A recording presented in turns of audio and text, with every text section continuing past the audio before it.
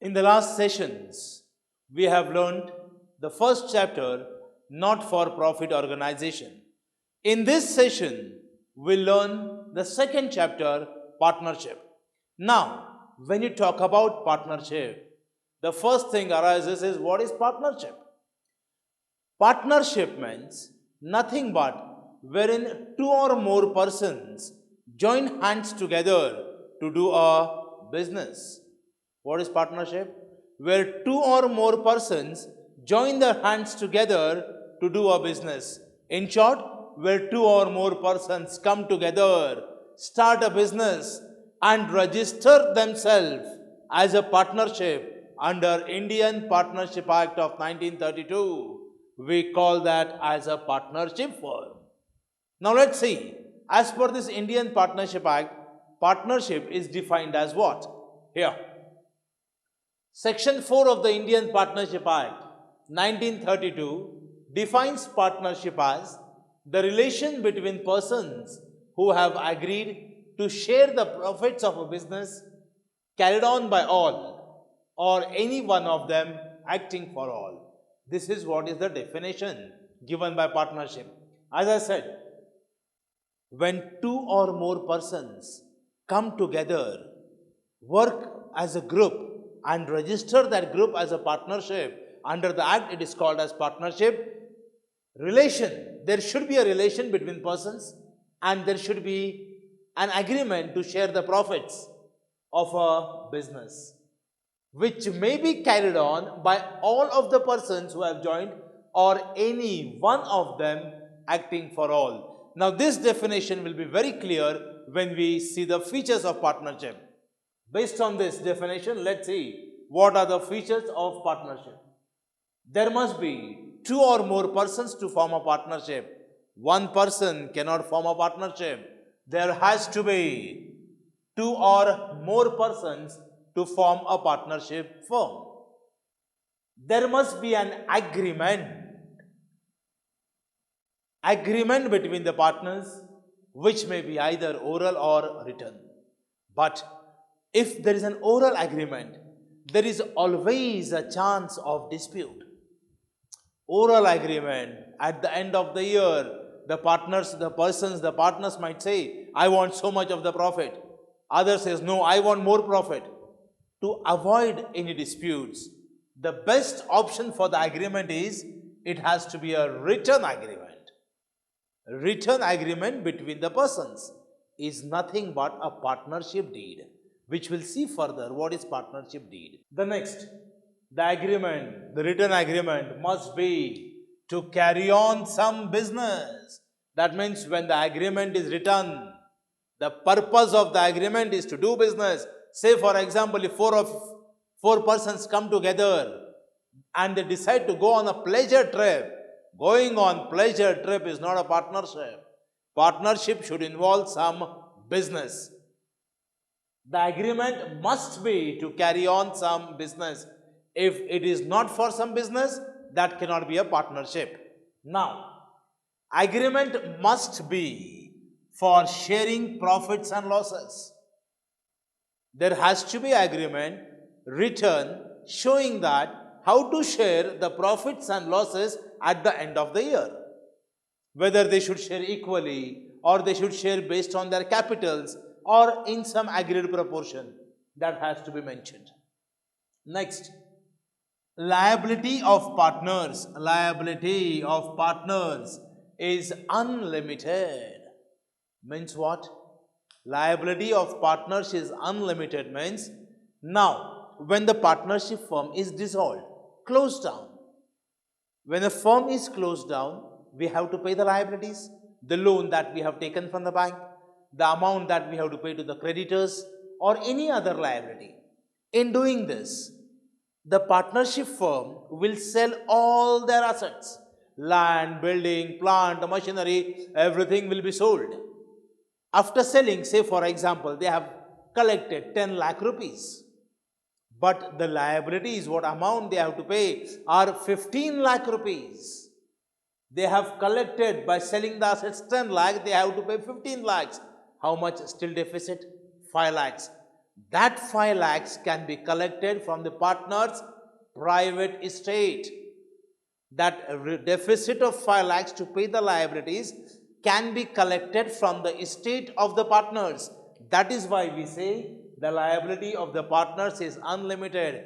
Next, as mentioned in the definition C, it should be a business carried on by all or any one of them acting for all. That means the business may be carried on by all. If there are, say, for example, 3 partners, 4 partners, all 3 can participate in the business, all 3 can take some decisions, all 3 can make some policies and continue with the business, or anyone acting for all. When one partner is acting for all other partners, we call this as mutual agency. What is this called as? When one partner is acting for all other partners, this is nothing but a mutual agency. Mutual agency means the partner who is working for other partner is like an agent and the other partners are called as principals. Like, for example, A, B and C are the partners. Of them, only A is the active partner. That means A is doing the business on behalf of A, B and C. So in this case, A will be called as agent and B and C will be called as the principal. That is why any one of them acting for all, we call it as mutual agency. Because the partner who is working on behalf of other is the agent of those other partners. Whatever decisions are taken by this agent, by A, even B and C are bound by that. B and C cannot escape saying that A is the one who is running the business. We are not the active partners. A is acting on behalf of all 3. So decisions taken by A, the agent, even B and C are bound by those decisions. This is what is partnership. I repeat, what is partnership? Nothing but when 2 or more persons come together to start a business and register themselves under the Partnership Act, we call that as a partnership. This is important. This is the main thing, that is, there should be minimum 2 persons. There has to be agreement, usually in writing. Agreement must be to carry on some business. The agreement should specify sharing of profit and losses. Liability of partners is unlimited. And the business may be carried on by all the partners or any one of them acting for all. We are always saying that there should be a written agreement. But in many cases, we see that the agreement is missing. In many cases, in many partnership firms, we see that the agreement is missing. It may be oral agreement. Then there arises disputes. And when disputes arises, law will interfere. So in absence of partnership deed, in absence of partnership agreement, let's see what law says. Let us see that now. Now, in absence of partnership deed, as I said, partnership deed means what? A written agreement. If there is no written agreement, it's but obvious that there will be some dispute at the end of the year. And if there are some disputes, law interferes regarding certain points. The dispute may be regarding profit sharing ratio, interest on capital, interest on drawings, interest on advances, and any remuneration what the partners claim for the firm's work. Disputes mainly arise on these points. So let's see, in absence of partnership deed, what is the treatment for this? If there is no partnership deed, profit sharing ratio should be equal. That is, equally among all the partners. 2 partners, 1:1. 3 partners, 1:1:1. There cannot be any dispute. This is what law says. Now, Interest on capital. Partner says we have given capital to the firm. So from the firm we want the interest. Is it mentioned in the partnership deed? No. When it is not mentioned in the partnership deed, interest on capital cannot be claimed. Cannot be claimed by the partners. Then drawings. We know drawings. Drawings means what? Amount withdrawn by the partners from the firm for their private use. So firm will charge interest on the drawings. But if partnership agreement, there is no partnership deed, if it is absence of partnership agreement, interest on drawings cannot be charged. This is what one should remember. Interest on advances means what? In certain cases, the partners will give loan to the firm. No doubt, initially they have invested the capital. But when more money is required, instead of approaching the bank and taking the loans, partners give the loan to the firm. How much interest must be claimed is not mentioned in the partnership deed. Then partner says, I want 10%. Another says, I want 12%. I have given more loan.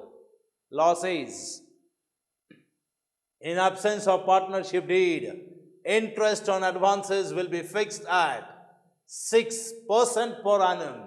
No partner will get a single rupee more than that. Single percent more than that. Last, remuneration for firm's work. It's like, as I give the example, A, B and C are the partners. A is the active partner working on behalf of B and C. A might say, I am working on behalf of all the partners, so I want salary from the firm. I want a bonus from the firm. Then we refer the partnership deed. Is it mentioned in the partnership deed that he should get remuneration for whatever work he does for the firm? No, it's not mentioned. He cannot claim any remuneration. These are the main provisions what one should remember in absence of partnership deed. And no doubt, this is what we use in the further problems. I repeat once, in absence of partnership deed, profit sharing ratio should be equal. Interest on capital cannot be claimed. Interest on drawings cannot be charged by the firm to the partners. Interest on advances can only be collected at 6%. Remuneration, salary, bonus, commission, whatever allowances for the firm's work cannot be claimed by the partners. Now, after seeing this, now we'll see what is partnership deed. Because what we are talking about is all about partnership deed. There has to be a partnership deed. The question is now, what does that partnership deed contains? Let us see that what partnership deed contains. Let us see the contents of partnership deed. What is partnership deed? Nothing but a written agreement between the partners. And these are the compulsory contents of a partnership deed. Number one, name and address of the firm and its main business. Name and addresses, the head office. Name and addresses, again, name and addresses of all the partners. Amount of capital to be contributed by each partner. The accounting period, very important, accounting period. For what period the accounts are to be closed. At the end of what period we should close the account. Usually the account period is of 12 months. Maybe a calendar year starting from January ending on December, or the financial year starting on April ending on March of the following year. That depends upon the partnership deed. Then the very important date of commencement. On what date the partnership business is about to commence. That date of commencement has to be mentioned. Then the rules regarding operation of bank account. How the bank account is to be operated. Is it to be operated in the name of all the partners or anyone acting for all? That rules are to be mentioned. Very important. Profit and loss sharing ratio. In which ratio the profit and loss must be distributed. Should that be in capital ratio? Should that be in equal ratio or any other ratio as mentioned in the agreement? As we have learned in the last session, as we have learned in the norms, when the agreement is missing, profit and loss sharing ratio will be distributed equally. Next, rate of interest on capital, drawings and loans is to be mentioned. If not mentioned, as already learned, interest on capital cannot be claimed by the partners, interest on drawings cannot be charged by the firm, interest on loan can be claimed by the partners only at 6% per annum, provided if any other rates are not mentioned. Then, mode of auditor's appointment. If required, it's not compulsory, if required, if auditor is to be appointed, what should be the mode of appointment has to be specified. Then, the partners do the work for the firm. They expect some remuneration from the firm. If that is so, the salary, commission, or any other remuneration payable to a partner should be specified. If not mentioned, they cannot claim this remuneration. Now, after this, the rights, duties and liabilities of each partner. What should be the right of the partner towards the partnership firm? What are the duties towards the firm and what are the liabilities are to be mentioned, are to be specified very clearly. Treatment of loss arising out of insolvency of any one or more partners. Insolvency. The basic meaning of insolvency is what? When the liabilities are more than assets, we call that person as bankrupt. We call that person as insolvent. Here, same concept. But you can remember insolvency means what? Wherein a partner cannot bring in cash to clear his deficit. Who is insolvent? That partner is insolvent who cannot bring in cash to clear his capital deficiency. We call him as insolvency. We'll see that as we proceed further in dissolution. So the question is, how the loss must be distributed? Because naturally, when a partner becomes insolvent, his deficiency must be shared. In which ratio to share that? How to share it? If this is missing, the rule of Garner versus Murray will be applied. Those rules, as we proceed further, we are going to learn. Settlement of accounts on dissolution. Dissolution, when the partnership business comes to an end. When the business comes to an end, how to share the profits, how to distribute the losses, what is to be done with the assets and liabilities, the settlement scheme has to be specified. Method of settlement of disputes among the partners regarding any dispute. Now, when the dispute arises, whom to approach? If there is a dispute between the person, we straightway knock the doors of the court of law. Even partners should decide if there is a dispute, whom to approach. Should we approach to the court, to the tribunals, what? That has to be mentioned here. Rules to be followed in case of admission, retirement, death of a partner. Admission when a new partner comes in. Retirement when the old partner leaves the partnership firm or when a partner dies. In these cases, what are the rules to be followed? What are the rules to be followed are to be specified neatly. Apart from that, any other matter that partners might think necessary is to be considered under this partnership deed. So these are the contents of partnership deed. Now, when you learn partnership is to be learned in some parts. Fundamentals of partnership, the basics, what we call admission of a partner, retirement, death, dissolution. As we proceed further, each part we are going to take in detail. In this session, we have seen introduction to partnership. In the next session, we'll start with fundamentals of partnership, with the methods of capital account. Thank you.